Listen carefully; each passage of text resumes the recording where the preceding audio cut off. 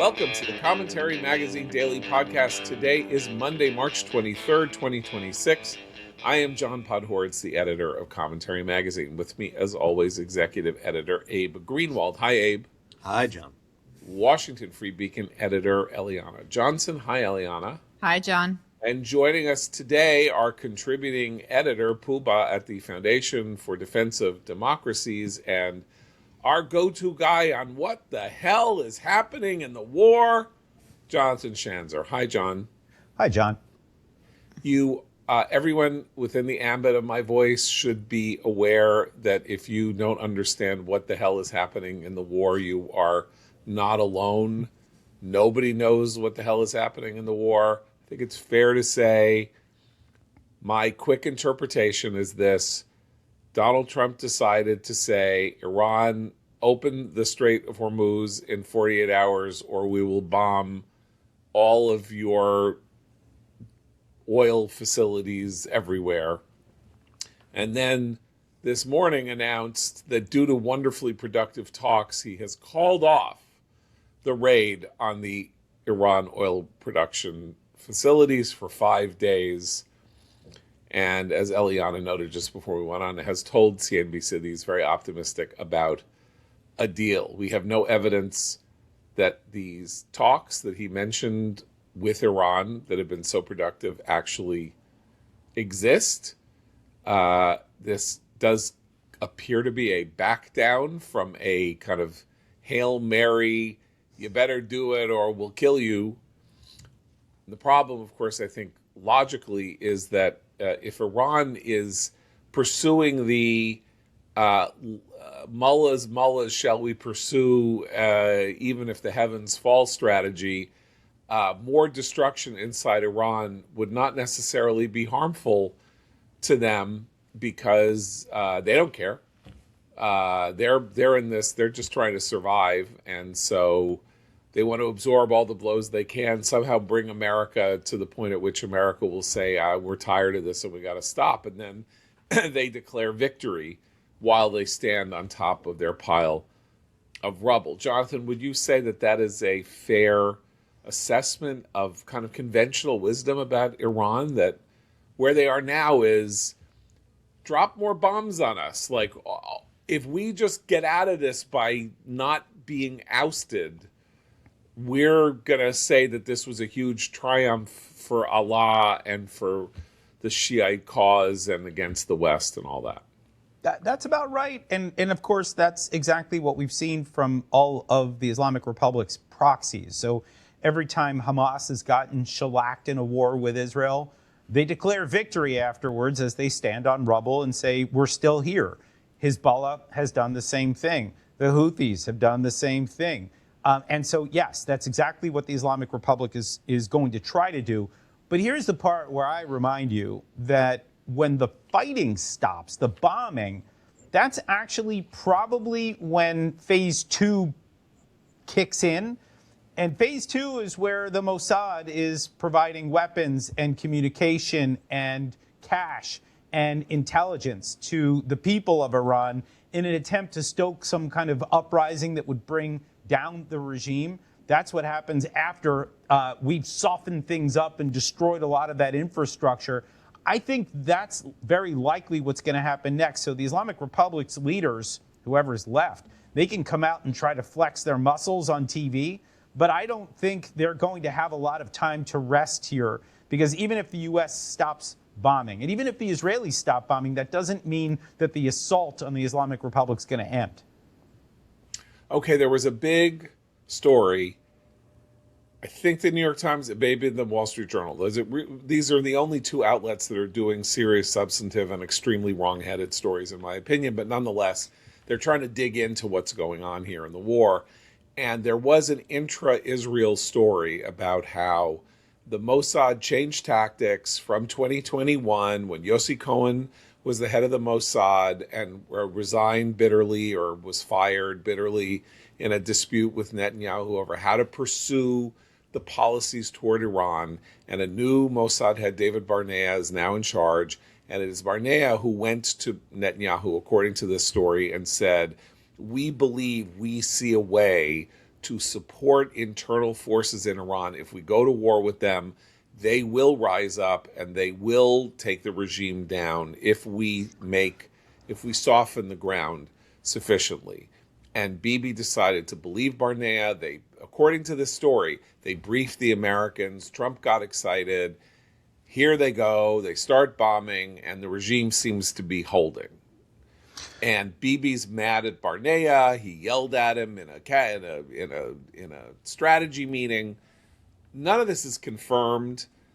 Sourcing is very weird in these stories. There's a lot of former officials that are sourced, and there don't seem to be any quotes from live officials, like where you say an Israeli, a senior Israeli official said X. That none of that appears in these stories, but there is a clear effort to portray the Israeli strategy of bombing first, killing off the regime's ability to respond domestically, and then letting the Iranian people loose to secure their future. This story was a direct assault on that plan. And I know that this is something that you at FDD and our friend Eli Lake and others have been investigating very seriously, just how deep the Mossad's efforts are going here. So was that story just like a classic, the Israelis screwed up and they believe their own, propaganda, and the Iranian regime is a lot stronger than it appears? Or, yeah, I mean, You're real quick. That story went up yesterday, March 22nd, in the New York Times for listeners who want to go read it. And the headline is, Israel thought it could spur rebellion inside Iran. That hasn't happened. And it's a quadruple byline investigative piece. Sorry, go ahead, John. Yeah, you really needed 4 people to write that story.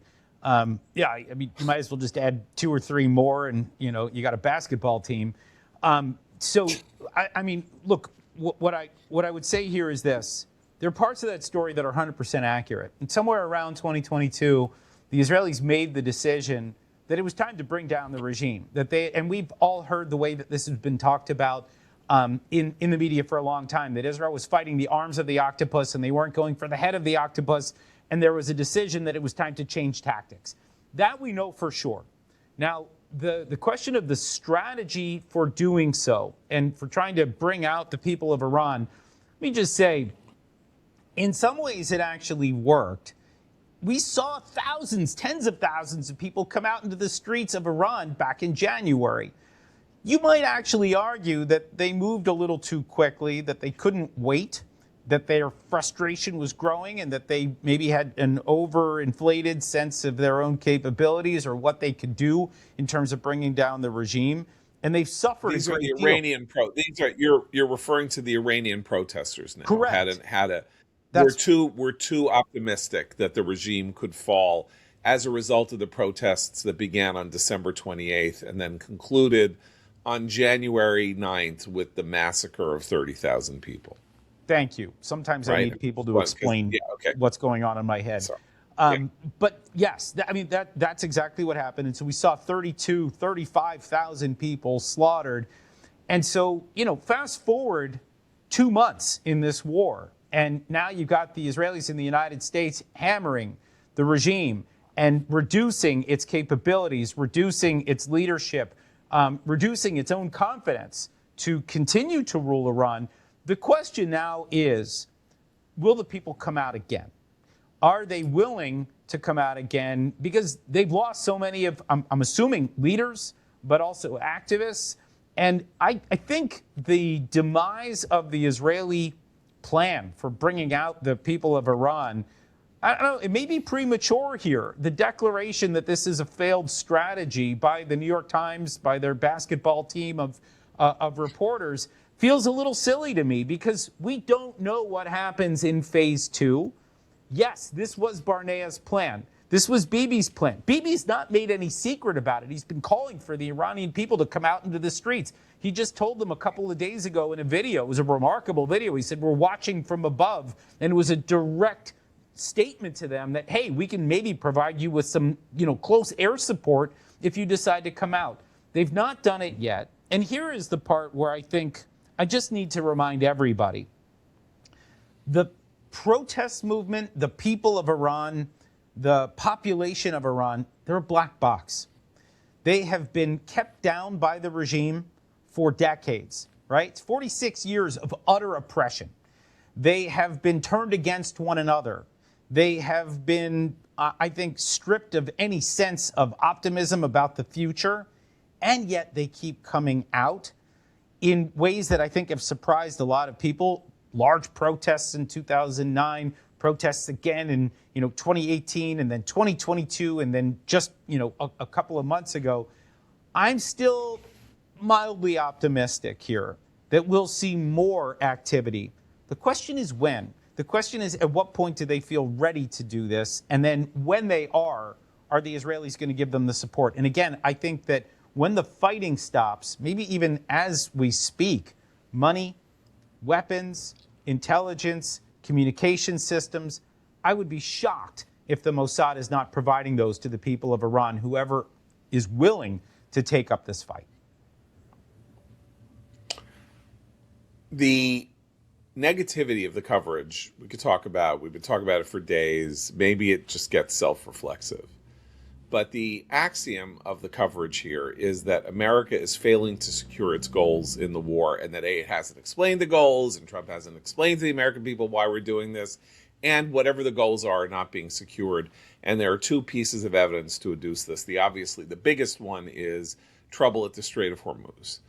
And the second is that Israel has now been hit 2 major mid-range ballistic missiles, evaded Israeli defenses, and struck this weekend at 2 sites, one near, not that close to, but in the city of Dimona, which is the approximate location of the site of Israel's nuclear facilities, though apparently they're actually nowhere near Dimona, but they're sort of called Dimona, and then the town of Arad in the south.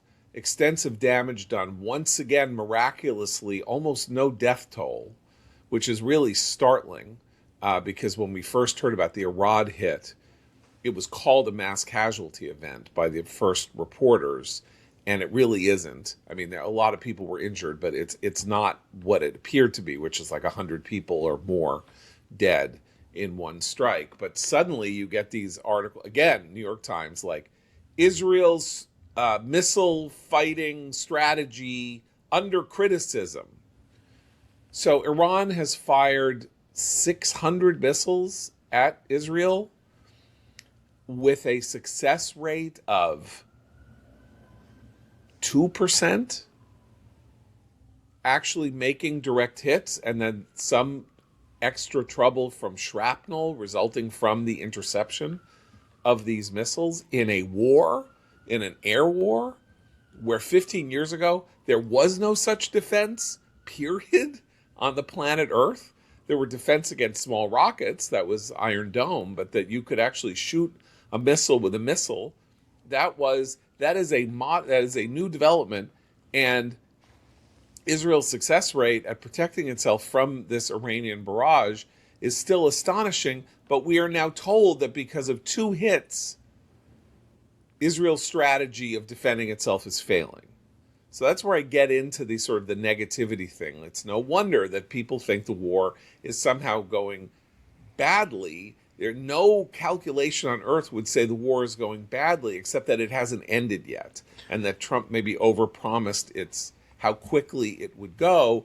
And there is this shipping problem, which I do not mean to belittle. It is serious, but the threat there is an economic threat to a market. It is not a matter of how the actual goals and aims of the war, Israel and America, at the very least, totally degrading and disempowering the Iranian regime's offensive capabilities and maybe its ability to trigger its proxies, because it's also simultaneously, we'll get with this with you, Jonathan, it's also simultaneously decided that time has come to end Hezbollah after 43 years on its border.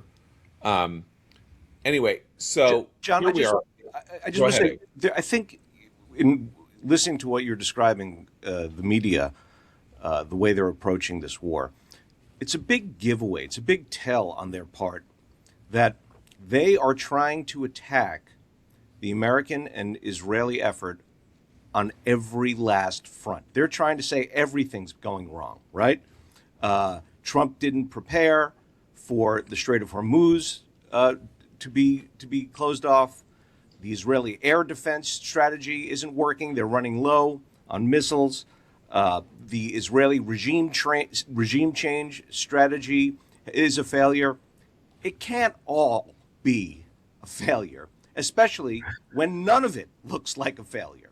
So they are trying to chip away at every last aspect of the effort.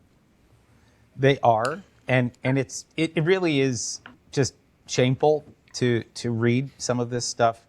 Look, we already spoke about the regime change component of this, and I think again we're going to have to find out what happens next, and I think that really is bothering the media. And I have to say, the lack of leaks from the Trump administration, I think, is really what's driving everybody crazy here.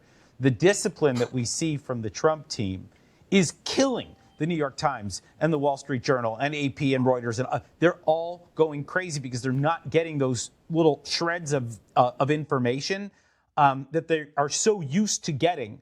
And you can feel that frustration building. The Trump administration has been remarkably disciplined, and I think actually deserves an enormous amount of credit. I actually think those leaks that we see in other administrations and other wars have been very damaging to the national interest. So I think that's number one. Now we should talk about a couple of these things. John mentioned the missiles that came in. Yes, they hit. Yes, they were direct hits. Yes, they caused a lot of damage. This is not abnormal in a war to have missiles penetrate air defenses. It doesn't mean that Iron Dome isn't working, which has, by the way, been used now to hit ballistic missiles, which is a remarkable development in Israeli missile defense. It used to be that they only were hitting those ballistic missiles with Arrow 3 interceptors. They're now using the short-range interceptors, which cost a lot less money. And what it's doing is it's saving some of their long-range ballistic missile interceptors for another time.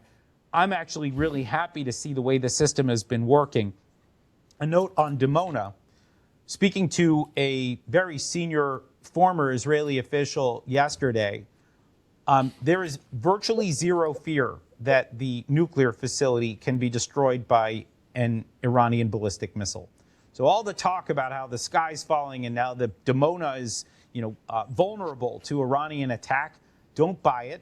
There is no... I don't want to say that there is a zero chance. There is, of course, a non-zero chance that they can hit something that is important to Israel. But the likelihood of Dimona being destroyed and having some kind of nuclear disaster is extremely low. And I don't think that's come through in any of the reporting. The other thing that I'll just note here is that the casualty number that John mentioned, it was high. But there's a reason why it was high. Most of the people who were injured, the vast majority of them, chose not to go to shelter. Most of them chose not to go to shelter. And that is significant. This is an important... Go ahead. Right. This is an important point. And Netanyahu said in response that the Israeli people could not yet get complacent because the threats are real. So that did happen. And much of the attacks on many of the injuries in Israel over the last 3 weeks either come from people not going into the shelters or actually injuring themselves on the way in or out of the shelters, not from Iranian strikes. The majority of injuries, even maybe the vast majority of injuries, are from or to the shelter because you're running up and down stairs and old people trip on stairs. And I myself have been known to trip on stairs. So that is a real thing. I don't want to turn this into a media bashing thing, even though you can't bash the media enough. So let's move on tactically to the question of what Trump's responsibility here is to some degree for some of the bad news that he is getting, or the bad coverage that he is getting. So this thing of we're going to blow up everything. Oh, now we're not going to blow up everything. Coming the same weekend that he said he was glad that Robert Mueller was dead, and that he was doing an executive order so that I think it's the Army-Navy game is the only game allowed to be played on a certain date, and getting weird and doing weird in the middle of a war. Like, this is not a good communications strategy, and it looks inconstant, and this is where you start getting to the, oh my God, like, can't he just hold himself in a little? I mean, he is who he is, but can he hold himself in a little bit? Like, But I think there's a worse aspect. I think the real damaging thing that he's doing is every time he comes out with the hyperbole. Look, we all think the war is going quite well for the U.S. and Israel, but when he comes out and says, "Yeah, it's basically over. It's won already. We've already obliterated them." That to me is the problem, because then the next day, Iran shoots at Diego Garcia or lands a missile strike somewhere, and then everyone gets to say, "I thought you said everything was over. I thought you said you got all their weapons. I thought you said." So to me, he should stop coming out and with these premature, "Yeah, we're basically done. We've basically achieved our objectives." Those statements are the ones. Abe, let me actually address the Diego Garcia question for a minute, because I think this is actually crucial. John and I were talking about this yesterday, and I think people need to understand what happened here. The missile that was fired at Diego Garcia was a garden variety ballistic missile. Now, don't get me wrong, it's still the size of a bus, and it's still scary looking as it hurtles across the sky to the Indian Ocean. But what they did is they actually reduced the warhead of a garden variety missile in order to put more fuel into the thing so that it could travel as far as it did. If it actually landed and made impact, the warhead would have been so small that it would not have done the kind of damage that the regime would have hoped it to do. And they can do this if they want to, but the threat is not what they would hope it to be. It's actually not as big of a threat. It was an attempt at messaging on the part of the Islamic Republic. They're trying to warn the Europeans not to join the Strait of Hormuz operation. And they're trying to show the Europeans that they can hit as far as, Western Europe. That is what they're trying to message. And I'm thinking that the Europeans are probably, scared as a result of what they saw. But let me just say, this was not the threat that it was painted to be. That said, I agree with you that I think Donald Trump's messaging has been scattershot. It's kind of par for the course for Donald Trump. But, maybe one other thing to note here is he may not be wrong that the regime has been degraded significantly. Its missiles are not as plentiful as they were. Their air defenses are down. Their ability to produce more missiles are down. Their leadership has been thinned out. Maybe these were the objectives of the war here, and maybe Donald Trump has reached them. His big problem is getting out of the Strait of Hormuz. He needs to solve that problem right now if he wants to get out of this war in one piece, and that is going to dog him until he figures out a solution. And I think over the next day or two, as Marines arrive into theater, we're going to find out what that plan is. But it's too soon to declare whether he's failed at Strait of Hormuz or not. It's a little bit of, it's a black box right now.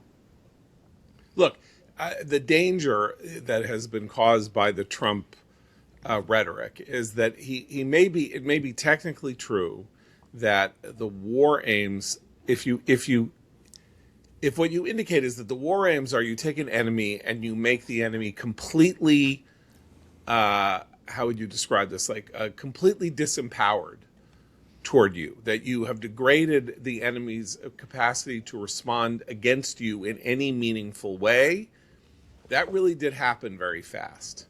So in the extent that it's America versus Iran, America took Iran out as a combatant toward America, period. maybe in the first week when he started saying that we've already succeeded. So this is where we get to what is the actual goal of the war, because obviously it is tactically necessary to achieve supremacy over your enemy. But what then? That's just creating conditions, battlefield conditions that make you able to act and move at will.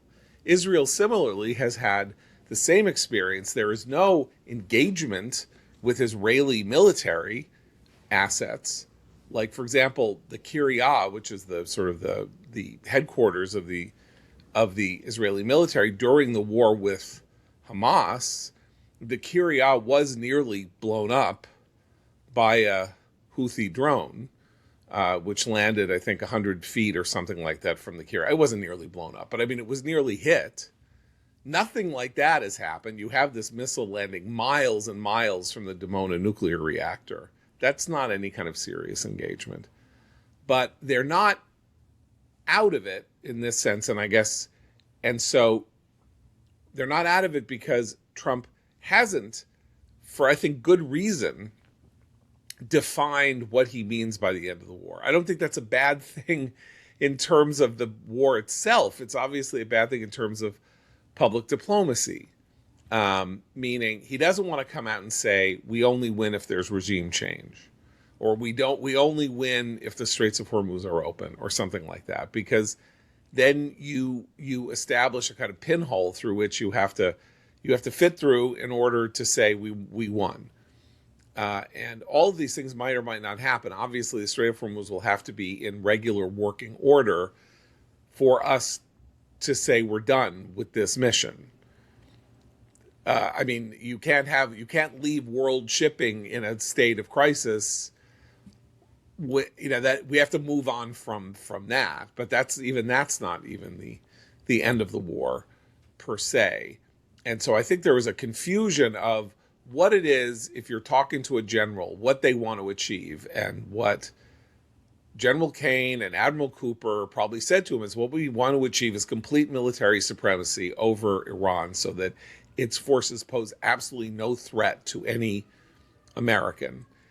And they achieved that from the air and in the waters very fast. And so he's like, we won.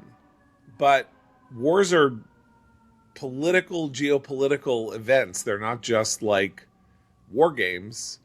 And so that hasn't really happened yet. And so he's not lying, but he's not even eliding. He's saying, we've done everything that we needed to do to make sure that we are doing whatever we want to do right now, including, by the way, if he wants to use ground forces to take Kharg Island. Do we really think there's going to be an actual battle with regular Iranian military on the ground if an expeditionary force goes to Kharg Island after what the Iranian military has seen? That would seem to me to be very strange. Like, this is the moment at which, if you actually are facing, if there's troops versus troops and you're an Iranian troop and here come the Marines, you're like, I'm not sorry. I'm not shooting at those guys. I don't even know what magical machine. And they, of course, have the famous discombobulation device that we heard about. We don't even know what the hell it is.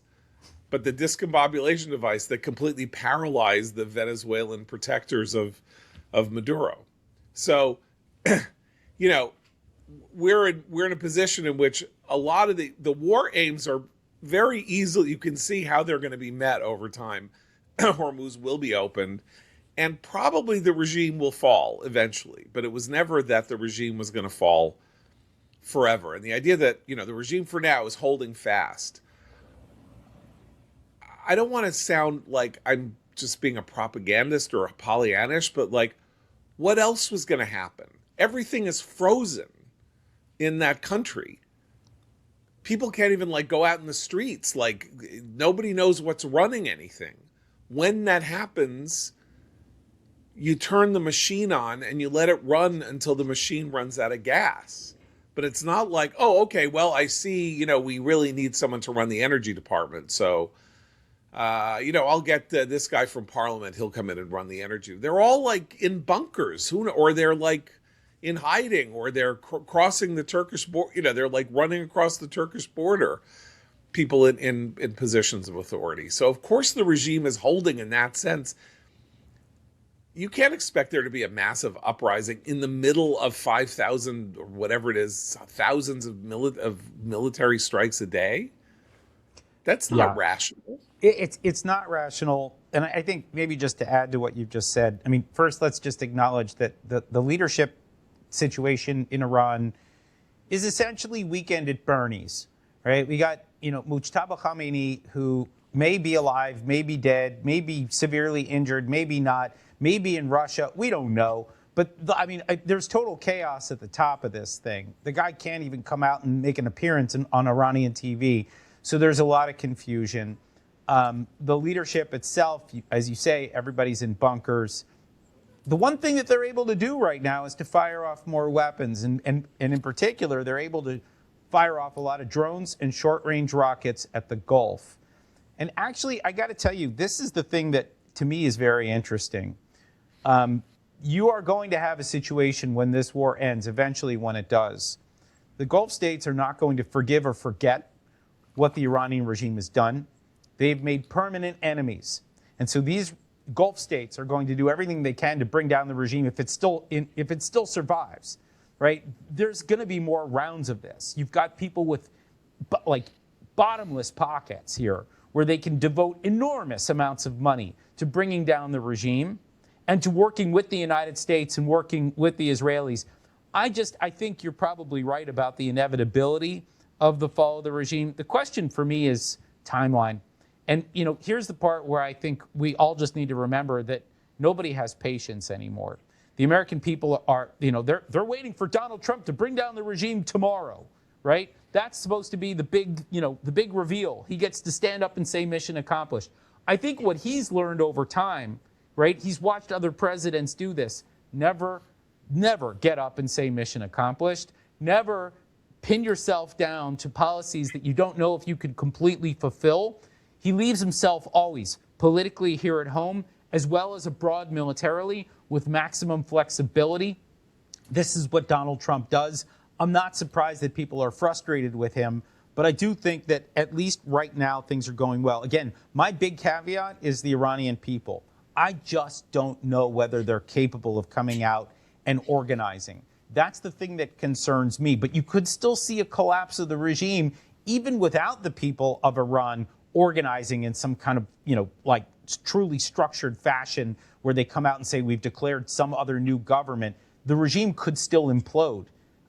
There's a lot of different options. We've got multiple forks in the road here as we try to analyze what could happen next. I guess the nightmare scenario is this, which was made possible by the two successful strikes, evasions of the Israeli protections in Arad and Dimona.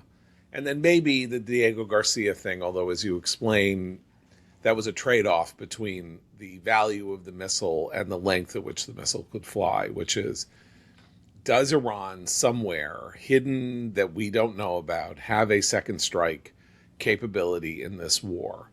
Meaning, were the Arad and Dimona strikes the beginning of a new assault with more powerful weapons than we've seen thus far that have the capacity to evade Israeli defenses and start causing real damage, and not only to Israel, but to the Gulf states of whom they've already made enemies? Or, and it's not an either or, but I'm offering this as an either or they got 5 or 6 or 7 of these things, really good missiles. They don't have many. They got a couple. And this is it. They're going to fire them off this week. If they still have a couple more somewhere in a mountain, they're going to fire them off and see what happens. And then it really is game over for their air war.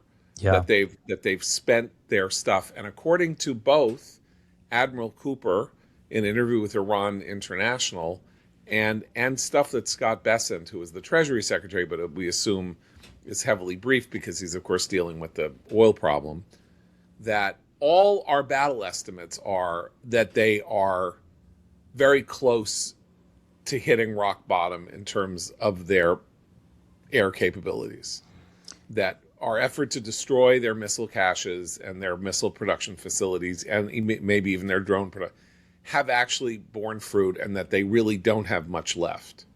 Yeah, here's what I've heard. And again, all this, I just need to say, we need to caveat it because, these estimates are constantly being revised. They are still a drone power, Iran is, right? They still have a lot of drones because they're flying drones that are cheap. They're like $50,000 with Chinese motors, and they can continue to attack their neighbors. They still have a lot of short-range missiles and rockets. Those are not as hard to fire. Shorter range stuff, you can kind of think about Hamas or Hezbollah, that they have a lot of these things and they can fire them for not long distances across the Persian Gulf and hit all of our allies around the region. The question about these longer range missiles, here's where the numbers start to really, you can feel the squeeze, that there's something like 150 launchers left for the Islamic Republic. That's not a lot. And you need the launchers in order to get those missiles up in the air. And the missiles are probably somewhere around 600 or 700 total. And the problem for the regime is, as soon as they start to pull these missiles out of those mountain silos, as long as the weather's clear, the Israelis find them, the Americans find them, and destroy them. And so the regime is they're praying for bad weather. They're praying to God that there's more clouds, right? And more fog and more difficulty for the visibility of the American and Israeli fighter pilots, because that's how this stuff is getting destroyed. But you can get a sense of the desperation just in how I've just described it here. It is extremely difficult operating environment for the Islamic Republic right now. And yeah, the walls are closing in on them. They feel it, they know it. And you get a sense the Israelis actually, I heard somebody tell me this the other day, that of course nobody likes to see the crisis in the Strait of Hormuz. But from the Israeli perspective, the longer it continues and the more that we're kind of at a stalemate for at least another couple of days, this affords the Israelis more time to destroy those missiles. And you can see the missile arsenal drop further as long as this thing goes on. Nobody likes the stock market prices and the oil prices and the natural gas prices, but just imagine the trade-off for a couple of days, at least from a warfighter's perspective. You get a few more days of knocking out those arsenals and reducing the regime further to capabilities that we haven't seen them at in a very long time. Jonathan, I have a question about another reported challenge for the U.S. and Israel here. There are these reports that Iran has gone to this, the military has gone to this decentralized strategy where these sort of self-contained units are spread out across Iran. And the individual commanders decide when to fire from where on their own. So they're sort of harder to take out in one fell swoop. How much of a handle is it, do you understand, the U.S. and or Israel to have on this? And how big of a problem is it going after these supposed individual sort of military cells? Look, I've seen those reports, and I think the first thing to understand is that this is exactly what Iran built when it helped Hamas and Hezbollah create their command structures. In other words, the Israelis had gotten a good handle on Hamas back in the 1990s, and they really began to pick apart the leadership of Hamas, and so they created this flat structure where they had, decentralized cells across the West Bank and the Gaza Strip, and the leaders themselves were underground and hard to find. So, you had a few people who were directing traffic, and then they really empowered these cells to operate independently. Hezbollah has operated largely the same way for very similar reasons. And so it stands to reason that the Islamic Republic would do the same thing. If this was their strategy when their proxies were coming under severe attack, this is what they should do as well. The problem, or the difference, I think, for the Islamic Republic is they still have a country they're trying to run. And so they need to have some kind of command and control structure for the everyday running of the country, for the repression apparatus, for the construction of weapons, for the movement of their military materiel from one site to another. The logistics necessary for a country as large as Iran makes all of this exceedingly difficult. So yeah, I think you probably have, missile commands and rocket commands and drone commands that may be operating independently, but don't forget the government still needs to try to function as much as it can under these strained circumstances. And I think that probably does represent the Achilles heel of the regime right now.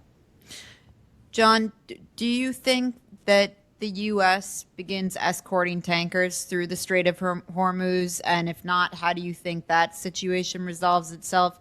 And we're seeing reports that thousands of more Marines are headed to the region. Do you think the Marines take Karg Island? And how do you think that phase one of these military operations actually do wind down? Yeah. I mean, look, you're asking all the right questions to the wrong guy. I'm not a military guy, and so I can't tell you exactly what the strategy is going to be. What we know right now is that there are 5,000 Marines that are going to be in theater. And the total number of military personnel is 50,000, give or take. And that's not something that's going to sit well with the president's or part of the president's base. The extra $200 billion that apparently is needed to fight this war, also not sitting well with the president's base. And so the idea that we would put naval assets in the line of fire from, Iranian missile crews, the surface to sea missiles that they can fire. The Yakhant variant is the thing that I keep hearing about that everybody's afraid of. The Hezbollah used that against an Israeli ship about 20 years ago with really deadly effect. And this is a tighter environment, right? This is a really narrow area that ships would have to go through.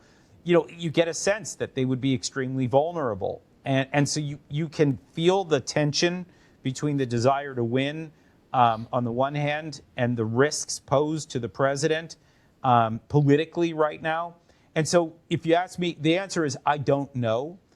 There are a lot of people who are true experts in this space who say that eventually we have to do this in the Strait of Hormuz, that there will be no choice. I think they're probably right, but I'd like to see if we can solve this separately through maybe special forces operations. 5,000 Marines can do a lot of damage to this regime. And maybe what they can do is they can clear out that entire area on the ground and push back to a security zone, let's say, that enables ships to go through without getting, harassed by Iranian forces. But I've got a lot of questions, and I don't have a lot of answers yet. Again, I mean, I'll state it clearly. The president has not tipped his hand specifically about what he wants to do. The people around him have maintained discipline. They've kept everything close to the vest, and I think that's good right now. You don't want to tell the Iranians what you're going to do and then have them prepare for a plan that would undermine what we're trying to achieve in the region. I think it's important to note that the political problems for the president domestically are very peculiar because you mentioned things that won't sit well with the president's base. The fact is that the polling is showing that if you consider the president's base being the entirety of the people who voted for him in 2024, more than 80% of them are reacting favorably to the war and are supportive of the war. 84%, 85%, something like that. So there is this rump that is unbelievably megaphoned by the woke right and the podcasters and the entertainment wing, as Noah Rothman called it, of the Republican Party, who are punching well above their weight in terms of expressions of opinion, because of course they're also useful to the anti-war forces among the never-Trumpers and the mainstream media and the left. And so there is a kind of weird way in which they're getting koshered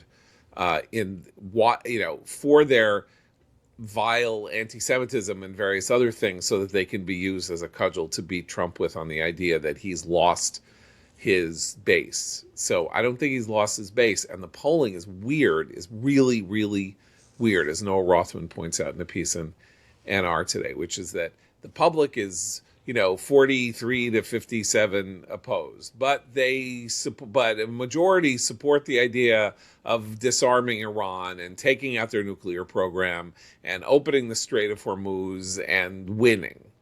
So it's like they don't like the war, but they like the war aims, or they like the possibility of the war ending on a positive note or something like that. I don't think if you were looking at this as a political strategy, you would say, I would really like 60% support for what I'm doing. Like, that's what I want. That's what American military adventurism of a certain kind usually gets from the American public. That's not going to happen. Trump is never going to get that. But what happened to George W. Bush as he melted down from 2007 to 2009 was that he really did lose people who had voted for him in 2004, to the extent that after, by the middle of 2008, he was polling at 30% or something like that, meaning that, 25 to 30% of the people who had voted for him now viewed him unfavorably. That doesn't seem to be happening. Eliana, I want to go back to the media because I can't help myself, and there was a story I really wanted to talk to you about specifically, published on Saturday in the Wall Street Journal, because my jaw dropped at the assertions in this piece without proof. And it was the lead piece of the second most important news organization in the English language, the Wall Street Journal. And the headline of the piece was, "Iran believes it's winning and wants a steep price to end the war," by Yaroslav Trofimov, who has been a foreign correspondent for the Journal for like 25 years. And though I do not believe is particularly anything like an Iran expert, and his last work over the last couple of years has been based in and about Ukraine. So with a dateline of Dubai, his story begins like this: 3 weeks into the war, the Iranian regime is signaling that it believes it is winning and has the power to impose a settlement on Washington that entrenches Tehran's dominance of Middle East energy resources for decades to come. This attitude may prove to be a dangerous misreading, but Trump and Netanyahu have given mixed signals on how long the war will go on. Netanyahu said Thursday the war would end a lot faster than people think. Trump said this week the U.S. would wrap up the conflict in the near future. The problem, Trofimov writes, is Iran also has a say in when the guns fall silent, and for now, it seems to think time works to its benefit. Okay, I'm reading this to you because I've read this article 5 times. Nowhere in here is there a shred of adduced fact based on sources inside the regime, anything that people are saying. This is a guess. I asked Jonathan about it at the top of the show, about whether or not Iran thinks that if it could just stand on top of a pile of rubble without the mullahs, that they will say that they have won. But they literally quote like an assistant spokesman for I'm trying to find the site here.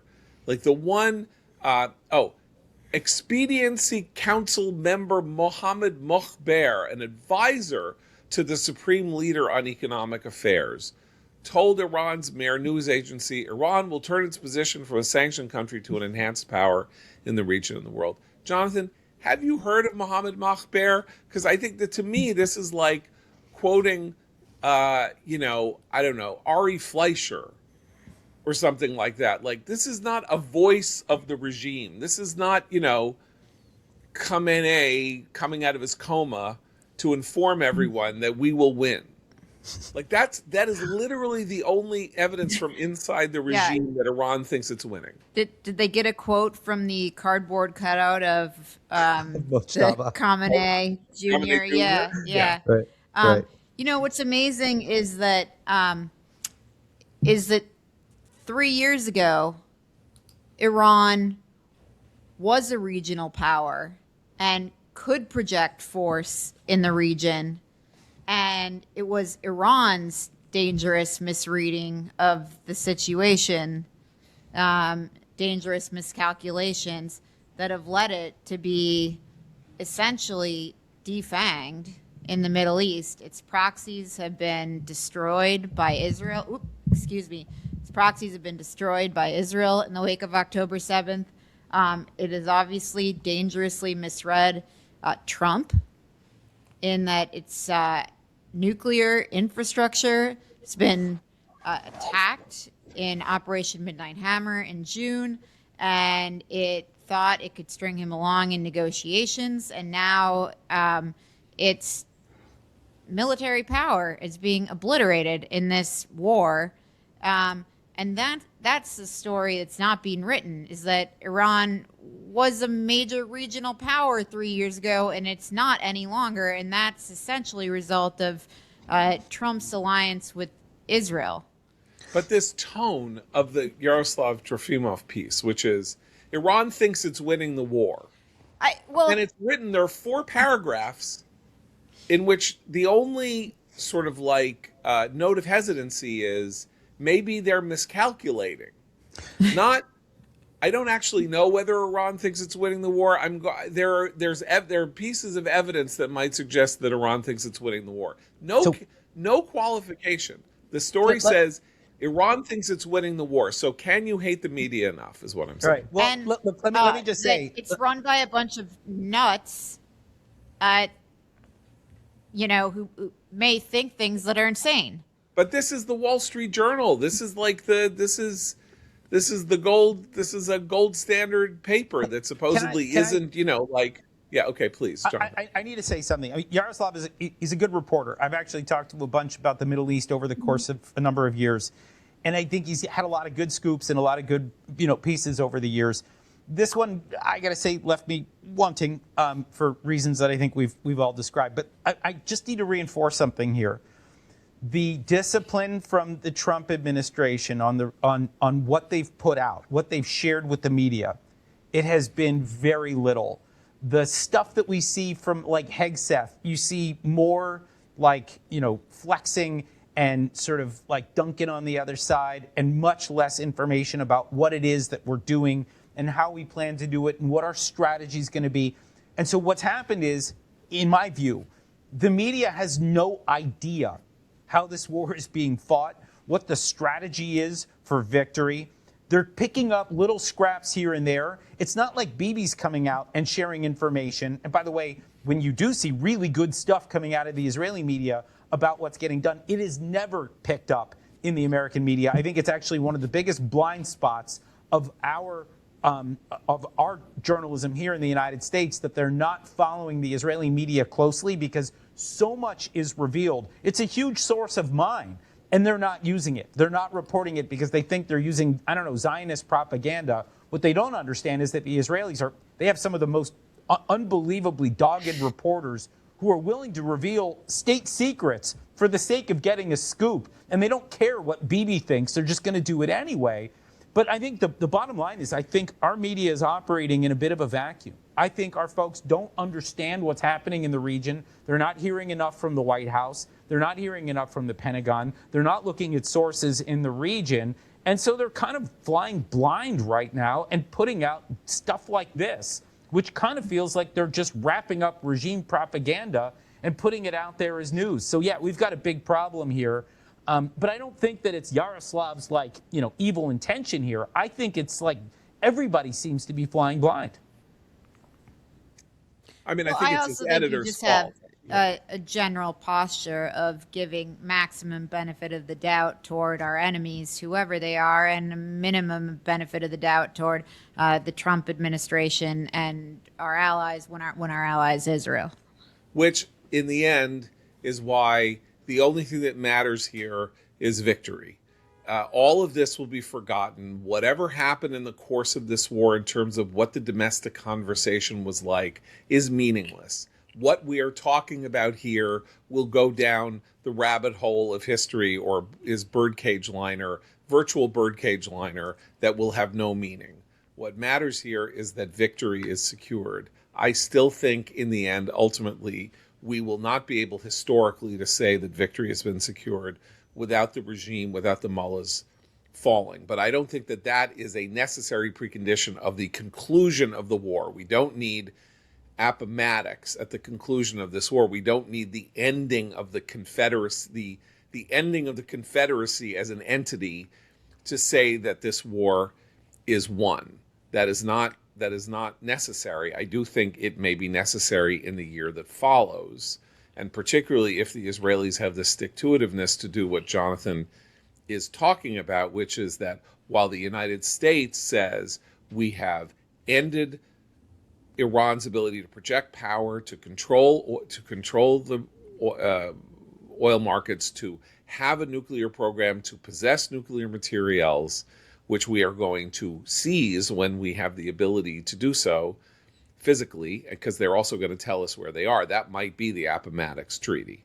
You tell us where they are, we're going to go dig, and we're going to degrade them, and then we're going to bring them out, and we're going to show everybody that we have them. That might be the end of the war.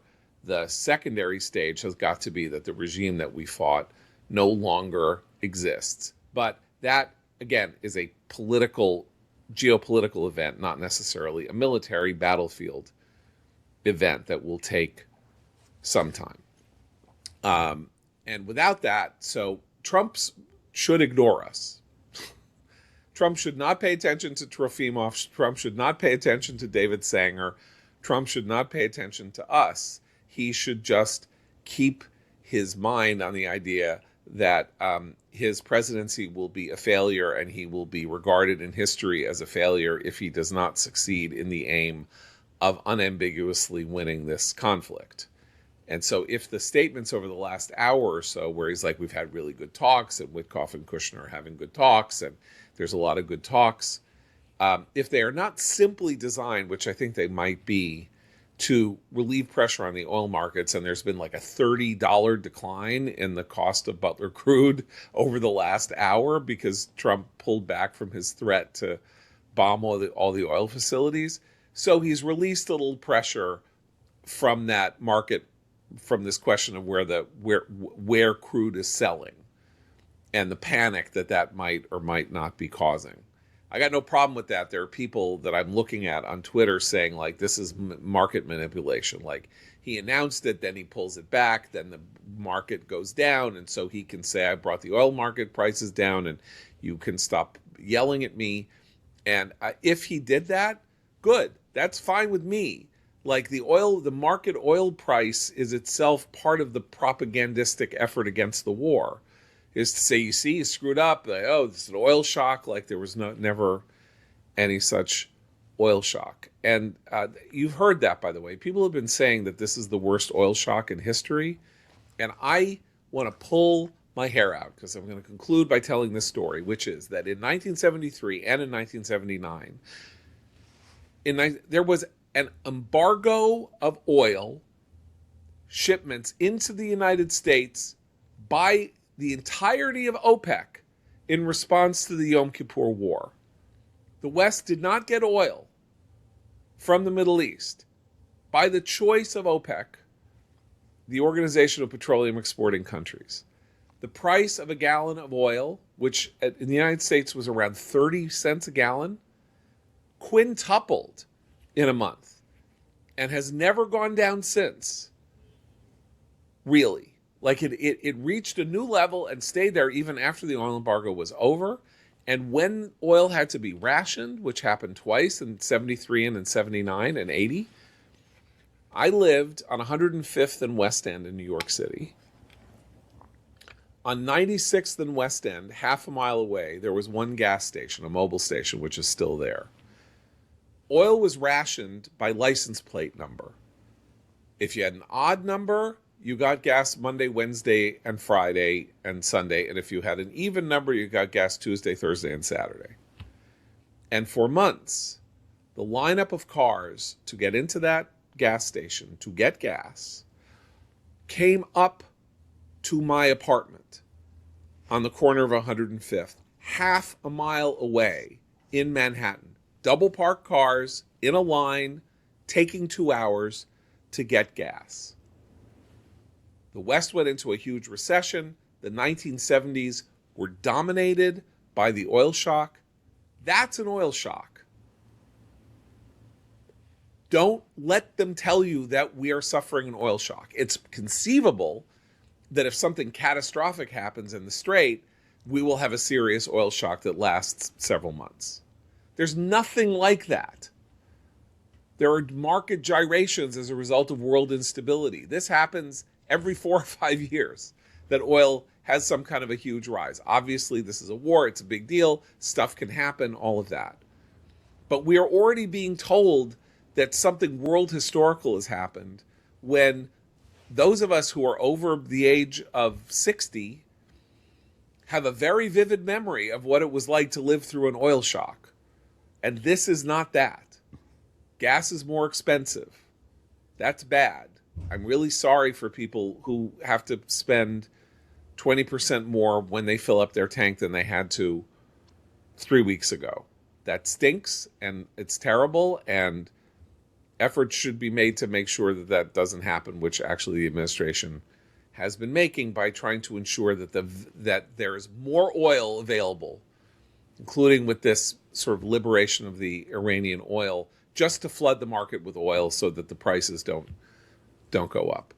But don't let them tell you that we are in the middle of an unprecedented threat to the world economy from a threat to the oil supply. It is not true.